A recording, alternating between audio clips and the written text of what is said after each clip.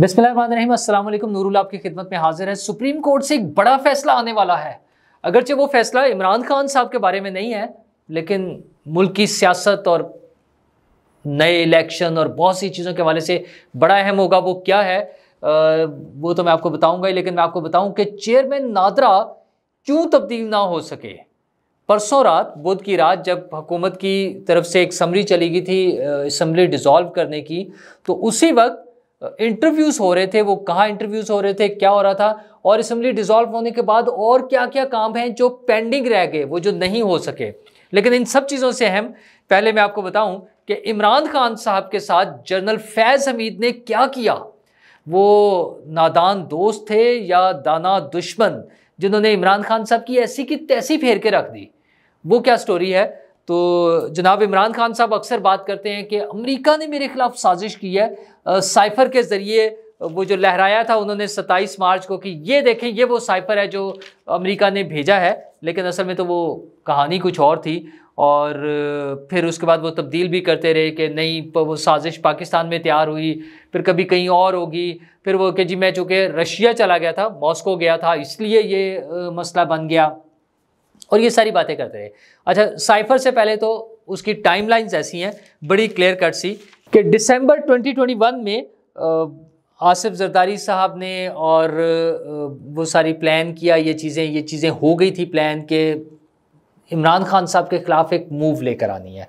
अच्छा, फिर 6 फरवरी को 2022 को बिलावल भुट्टो साहब ने जरदारी साहब के साथ मिलकर शहबाज शरीफ साहब से मिलने गए, और वहाँ पर ये सारी चीज़ें प्लान हुई कि जब अब हमने एक इनसे इस हुकूमत से छुटकारा हासिल करना है इमरान खान साहब से, और ज़ाहिर वोट ऑफ नो कॉन्फिडेंस के ज़रिए करना है। फिर 26 फरवरी को बिलावल भुट्टो वहाँ से एक लॉन्ग मार्च लेकर निकले जो 8 मार्च को इस्लामाबाद पहुँचा, और उसी दिन वोट ऑफ नो कॉन्फिडेंस भी आ गई। अच्छा, ये सारी चीज़ें चल रही थी। फिर इमरान खान साहब का अपना कहना ये था कि मुझे तो पिछले साल जुलाई से पता था कि ये मेरे खिलाफ नो कॉन्फिडेंस की मूव ला रहे हैं जुलाई 21 से, इसलिए मैं फैज़ हमीद को कंटिन्यू करवाना चाह रहा हूँ भी, ताकि ये सारी चीज़ें कंट्रोल हो जाएं। आर्मी उसको ISI चीफ के ज़रिए वो पॉलिटिकल चीज़ों को मैनेज करना चाह रहे थे। यानी उस साइफर से, उस डोनाल्ड लू की मीटिंग से इन चीज़ों का कोई ताल्लुक नहीं था, वो जो वोट ऑफ नो कॉन्फिडेंस थी। अच्छा, उसके भी टेक्स्ट को अगर देखें तो वो उसमें यही कह रहे हैं कि जो वोट ऑफ नो कॉन्फिडेंस आ रही है अकॉर्डिंग टू वो टेक्स्ट जो है, और वो टेक्स्ट लीक क्यों हुआ है, अमेरिकन वेबसाइट पे क्यों चल रहा है, वो एक अलग स्टोरी है कि उसकी वजह से ऑफिशियल सीक्रेट एक्ट के तहत इमरान खान के खिलाफ कार्रवाई भी हो सकती है, बल्कि होनी है। ज़ाहिर है इतने सारे केसेस है, और भी चीज़ें चलनी है। अभी तो वो 190 मिलियन पाउंड वाला है, उसमें गिरफ्तारी होनी है उनकी, नैब के ज़रिए जो चीज़ें होनी है। लेकिन असल कहानी इससे भी पहले शुरू हो गई थी। बाइडन आए हैं, जो बाइडन जनवरी में 2021 में। अच्छा, 21 के शुरू में हमारे एक मारूफ सियासतदान हैं जहांगीर तरीन साहब, उनके बारे में पता चला कि वो अमेरिकन सफ़ीर से मिले, तो उन्होंने कहा कि हम विड्रॉल कर रहे हैं, अफ़गानिस्तान से हम निकल रहे हैं, अमेरिका अफ़गानिस्तान से निकल रहा है, तो पाकिस्तान को, तालिबान को ग्लोरीफाई नहीं करना चाहिए। मतलब ये होता है ना कि वो बड़े हीरो बना के और ये कॉन्सेप्ट देना कि उन्होंने अमेरिका को शिकस्त दे दी है, उनका ये हमारे स्ट्रेटेजिक मूव है, हमने यहाँ से निकलना है, लेकिन ये कोई शिकस्त वाला सीन नहीं है, तो पाकिस्तान को इस हवाले से नहीं खेलना चाहिए। अच्छा, वो जहांगीर तरीन साहब आकर मिले जनरल बाजवा साहब से। ज़ाहिर है इमरान खान साहब तो और ऊंची हवाओं में चले गए थे, वो तो अब पुराने साथियों को लिफ्ट ही कोई नहीं करा रहे थे, बल्कि उल्टा चलना शुरू हो गए थे। तो बाजवा साहब ने कहा कि हाँ मुझे पता है और मेरी भी ये बात हो चुकी है, तो हम इसको देख रहे हैं, मैं प्राइम मिनिस्टर से खुद बात कर लूँगा। लेकिन फिर चंद ही दिनों बाद प्राइम मिनिस्टर साहब थे जलसों में, और वो वही तालिबान के ढोल बजा रहे थे, और फिर उनके दोस्त, उनके दस्ते रास्त, उनको ऑपोजिशन जमातों से बचाने वाले, उनके लिए वोट अरेंज करने वाले, उनके लिए असम्बली में ताकत हासिल करने वाले जनरल फैज़ हमीद साहब, उनके दोस्त, वो जनाब अफ़गानिस्तान जाके झंडे लहरा रहे थे। उन्होंने कब पकड़ा हुआ था, तस्वीर उसकी इशू करा रहे थे, वो रिलीज़ करवा रहे थे, और कह रहे थे कि एवरीथिंग विल बी फाइन, लेकिन एवरीथिंग फाइन होने नहीं जा रही थी। अच्छा, किसी भी सूरत में ना वो इमरान खान साहब के लिए थी, ना वो पाकिस्तान के लिए थी फाइन, क्योंकि तालिबान के आने के बाद जो कुछ हमारे साथ हो गया है पाकिस्तान के साथ, जो दहशतगर्दी की दोबारा से लहर पाकिस्तान में आई है, वो भी एक पता नहीं किसके हाथ पे वो लहू तलाश करूं वाली बात है कि जो लोग वहाँ से लोगों को लाकर बसा रहे थे, जो उसको अपनी फतह डिक्लेयर कर रहे थे। और फैज़ हमीद साहब का मसला क्या था, वो उस विक्ट्री का क्रेडिट ले रहे थे। वो जो कप पकड़ा हुआ था और तस्वीर रिलीज़ कराई थी, वो दुनिया को ये दिखा रहे थे कि मैं फातेह हूँ, मैंने अमेरिका को शिकस्त दी है। और इमरान खान साहब तो वैसे ही मुतासर हुए थे तालिबान से, वो तो शुरू से ही उनका तो ख्याल ही ये था। और फिर उनका वो एब्सोल्युटली नॉट का नारा बगैर किसी वजह के, मतलब उन्होंने अभी कोई अड्डे नहीं मांगे, कुछ नहीं किया, और खान साहब ने उसको एक कैंपेन बना के चलाना शुरू कर दिया। तो ताल्लुकात तो इमरान खान साहब के वहाँ से ख़राब हुए थे, उनकी अपनी हरकतों की वजह से, उनकी अपनी शोखियाँ मारने की वजह से, और उनके दोस्त फैज़ हमीद की वजह से। सिर्फ वो कप और वो एवरीथिंग विल बी फाइन। तो ये सारी जो स्टोरी थी वो फाइनली आके जब अपोजिशन ने एक मूव की, उनकी अपोजिशन ने, इमरान खान साहब की अपोजिशन ने, नून लीग और पीपल्स पार्टी ने, और वो एक तरीके से, अच्छा उसमें आप जो मर्जी कह लें कि जी उसमें इस्टेब्लिशमेंट ने हेल्प की, जन बाजवा ने हेल्प की। मसला ये है कि जिन पॉलिटिकल पार्टीज़ को इस्टेब्लिशमेंट ने इमरान खान साहब के साथ जोड़ा हुआ था, उनसे हाथ उठा लिया उन्होंने और कहा जी आपकी मर्जी, जहाँ मर्जी जाए। अच्छा, इसमें वो ऑप्शन भी आती है, वो पॉइंट ऑफ व्यू भी है कि कुछ लोगों ने उन्हें दूसरी तरफ जाने के लिए भी कहा। ये सारा कुछ मुमकिन है, लेकिन एट द सेम टाइम आपको याद होगा कि फैज़ हमीद साहब तो चौधरी परवेज़ इलाही को भी नहीं जाने दे रहे थे। आपको याद है ना कि सारी चीज़ें डील हो गई थी, पीपल्स पार्टी ने मैनेज किया, जरदारी साहब ने मीटिंग्स कराई, नून लीग से अप्रूवल ली, मुबारकबादें हो गई, मिठाइयाँ खाई गई कि परवेज़ इलाही साहब को सपोर्ट करेगी नून लीग और वो वज़ीर आला पंजाब होंगे। लेकिन फिर फैज़ हमीद नेटवर्क बीच में आया था, वो जनरल मुजम्मिल वापडा वाले, और फ़ोन कॉल, और फिर वो पहुंच गए प्राइम मिनिस्टर के पास, और वो सारी अब तो तारीख का हिस्सा बन गई हैं चीज़ें।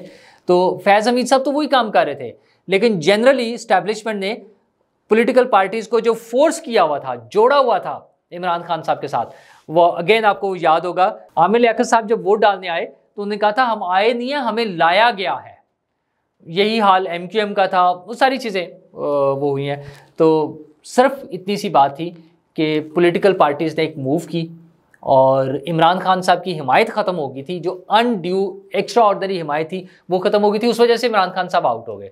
तो उन्हें वो मौका मिला, वो उन्हें याद आया 27 मार्च को जाके कि 8 मार्च को तो एक साइफर आया था, और वो और बात है कि फिर उनकी ऑडियोज़ आ गई कि हम इससे प्ले करेंगे, इसको जैसे भी तब्दीलियाँ करनी है, इसको ट्विस्ट करना है, और इसको कैसे इस्तेमाल करना है, इसका कैसे पॉलिटिकल माइलेज लेनी है, वो सारा कुछ किया।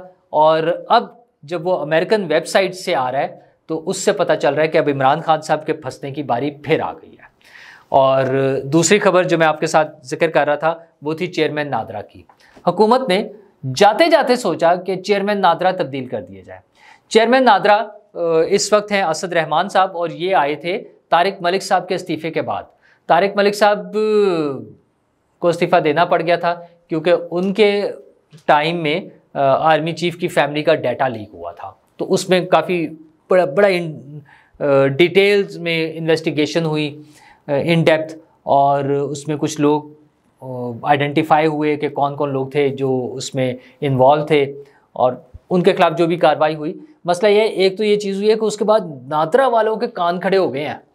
ऐसा हाल हो गया कि वो लोग जो छोटे मोटे काम करा लेते ना, जाके 1000-2000 रुपये दिए, अच्छा ये इतना सा प्लस माइनस है, जो हमारे यहाँ रूटीन में चल रहा होता है क्लैरिकल लेवल पे, वो सब साफ जवाब मिलता है। बल्कि साहब बताते हैं ओ यार वो पता है वो आर्मी चीफ का डाटा लीक हो गया था, इसकी वजह से अब हम कोई काम नहीं करते, अब तो हम छेड़ते ही नहीं रिकॉर्ड को, कोई हाथ ही नहीं लगाता। अच्छा, ये अपनी जगह एक अच्छी बात है कि अगर किसी का डाटा मिसयूज नहीं हो रहा तो ये अच्छी बात है। बहरहाल तारिक मलिक साहब ने उसके बाद रिज़ाइन कर दिया था एक स्टेज पर आके, फिर असद रहमान साहब चेयरमैन नादरा बन गए थे। तो जाते जाते बुध वाले दिन हुकूमत को ख्याल आया कि चेयरमैन नादरा नया बना लिया जाए। तो शाम में इंटरव्यूज़ शुरू हो गए, और वो लेट नाइट तक इंटरव्यूज़ चल रहे थे, रात को कोई 10-11 बजे तक। वो ज़राए से ये खबर मिली है अब कि रात को 10 बजे तक इंटरव्यूज़ चल रहे थे।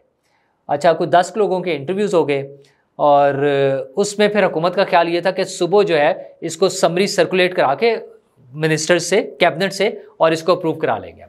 लेकिन भला हो या जो भी हो सदर पाकिस्तान का कि उन्होंने रात को ही, वो सुबह ये सारा प्रोसेस पूरा होने से पहले वो साइन शुदा समरी आ गई, और असम्बली भी डिज़ोल्व और कैबिनेट भी डिज़ोल्व, सारा कुछ ख़त्म, और वो चेयरमैन नादरा की कहानी वहीं की वहीं रह गई। तो वो जो आधी रात को इंटरव्यूज़ हो रहे थे वो सारे बेकार हो गए। अच्छा, सिर्फ यही नहीं हुए, कुछ और नोटिफिकेशंस जो पिछले 1-2 दिन में वज़ीर आज़म साहब ने मीटिंग्स की लोगों से और कुछ प्लान हुआ, और वो नोटिफिकेशंस कुछ वज़रा की नाअहली की वजह से कि डिले, अच्छा आज करते हैं, सुबह कर लेंगे, अभी तो हमारे 2 दिन हैं, और उन्होंने वो नोटिफिकेशंस अगले दिन पे रखे हुए थे जुमेरात की सुबह पे। और जुमेरात की सुबह जब वो ऑफिस में आए हैं सेक्रेटरीज वगैरह, तो कैबिनेट डिसॉल्व हो गई थी और फिर वो नहीं हो सके। सेक्रेटरीज वो उन्होंने हुकूमत चलानी होती है ना, सारा काम चलाना होता है, जिम्मेदारी। वो कहा सर अब तो नहीं हो सकते साइन इस पर, अब ये आगे नोटिफिकेशन नहीं हो सकता, अब तो नई कैबिनेट आएगी और उनसे साइन होकर आएंगे तो फिर हम अप्रूव कर देंगे, फिर हो जाएगा। और यूँ वो कुछ चीज़ें पेंडिंग होगी। अगरचे कुछ आला अफसरान सिस्टम में मौजूद ये यकीन दहानियाँ करा रहे हैं कि ये जो शहबाज शरीफ साहब ने अप्रूवल्स दी हैं, ये निगरान काबीना के आते ही उनसे भी अप्रूवल हो जाएगी, वैसे ही आपने फ़िक्र नहीं करनी। लेकिन फिर कौन जीता है तेरी जुल्फ़ के सर होने तक, निगरान काबीना कौन होगी, निगरान वज़ीर आज़म कौन होंगे, ये अभी एक बहुत बड़ा मुहिम्मा बना हुआ है, एक सीक्रेट है जिसका अभी कुछ नहीं पता चल रहा वज़ीर आज़म का। कम अज़ कम वज़रा तो काफ़ी सारे नाम सामने आ गए हैं, मैं आपके साथ शेयर भी कर चुका हूँ। तो और 2-3 दिन राजा रियाज साहब पर डिपेंड करता है। अब आप देखें कि राजा रियाज साहब कह रहे हैं कि मैंने और वज़ीर आज़म ने डिसाइड करना है, और हकीकत यही है, जो पब्लिकली अनाउंस होगा वो इन्हीं दोनों का मिलकर अनाउंस होगा कि क्या कर रहे हैं। लेकिन इस सारे गेम के साथ साथ एक अहम गेम या एक अहम फैसला आना है सुप्रीम कोर्ट से आज की तारीख में, और बड़े दिनों बाद इस तरह से हो रहा है कि हम अहम फैसले की बात करें और उसमें इमरान खान साहब कहीं नहीं है। वो फैसला है review of judgments and orders act. ये एक नया एक्ट आया था जिसमें रिव्यू में उसका स्कोप बढ़ा दिया गया, और इसके पीछे जो केस है वो है नवाज शरीफ की नाअहली का केस। नवाज शरीफ ने पाकिस्तान वापस आना है, पॉलिटिक्स में हिस्सा भी लेना है, प्रैक्टिकल पॉलिटिक्स में। और इस वक्त के वज़ीर आज़म शहबाज शरीफ साहब बार बार कहते हैं कि हमारे उम्मीदवार नवाज शरीफ साहब होंगे, अगरचे बहुत से और भी उम्मीदवार हैं, मरीम नवाज साहिबा उम्मीदवार हैं, कुछ और, शहबाज शरीफ साहब खुद बहुत बड़े उम्मीदवार हैं, और उन्होंने जितनी अच्छी सर्विसेज की हैं उनके लिए जिन्होंने उन्हें बनाया था वज़ीर आज़म, उनकी बुनियाद पर यह समझा जा रहा है कि वो सबसे स्ट्रॉन्ग कैंडिडेट होंगे। अगर नून लीग जीत जाती है इलेक्शन में, अगर नून लीग मेजॉरिटी पार्टी बन जाती है तो शहबाज शरीफ साहब स्ट्रॉन्ग कैंडिडेट होंगे वजारत उज़्मा के। लेकिन बहरहाल ये सारी स्टोरीज बाद की हैं, अभी तो निगरान हुकूमत बननी है और निगरान हुकूमत ने एक लंबे अरसे के लिए चलना है, फिर देखेंगे क्या होता है। तो आज के फैसले के बाद नवाज शरीफ साहब के लिए रिव्यू में जाना आसान हो जाएगा, लेकिन फिर भी इम्कान यही है कि आज का अहम फैसला तो आ जाएगा, और ख्याल ये है कि शायद ये उनके हक़ में ही होगा। मतलब जब ज़ाहिर एक एक्ट बन गया है तो उसके हक़ में आ जाना चाहिए। महफूज फैसला आज सिर्फ सुनाया जाना है, लेकिन ख्याल यही है कि नवाज शरीफ साहब अभी फौरी शायद वापस ना आए, वो 16 सितंबर का इंतज़ार करेंगे जब मौजूदा चीफ जस्टिस साहब रिटायर हो जाएंगे। और वैसे भी अब इतनी ज़्यादा जल्दी तो रही नहीं है, इलेक्शन कौन सा अक्टूबर नवंबर में हो रहे हैं। वो कई दोस्त शर्तें लगाए बैठे थे, और मैं तो आपको पता ना, मेरा ख्याल ये था कि इलेक्शन नहीं होने, तो मैं कुछ दोस्तों से शर्तें जीत चुका हूँ, खाने की शर्तें, वो खाना खिलाएंगे। और लेकिन मेरी ख्वाहिश ये है कि ये इलेक्शन बहुत लंबे अरसे के लिए पेंडिंग ना हो जाए, पॉलिटिकल प्रोसेस पूरा होना चाहिए, मुंतखब हुकूमत आनी चाहिए, मुल्क में स्टेबिलिटी होनी चाहिए, क्योंकि एक स्टेबल और मुंतखब हुकूमत के बगैर हमें आलमी सतह पर भी मुश्किलात का सामना होगा, बहुत सारे प्रोजेक्ट्स के हवाले से, बहुत सारी डील्स के हवाले से। तो अगर ये चीज़ें ठीक हो जाती हैं और हमारा वो SIFC भी चलता रहता है, स्पेशल इन्वेस्टमेंट फैसिलिटेशन काउंसिल जो है, और दुनिया भर से जिस तरह हमें उम्मीद है कि इन्वेस्टमेंट्स, हैवी इन्वेस्टमेंट्स पाकिस्तान में होंगी, $14 अरब सऊदी अरेबिया से, $22 अरब UAE से, और ये सारी चीज़ें मिलके हमारी मईशत को संभाला देंगे और हम एक अच्छे, महफूज और खुशहाल मुस्तकबिल की तरफ बढ़ सकेंगे। शुक्रिया।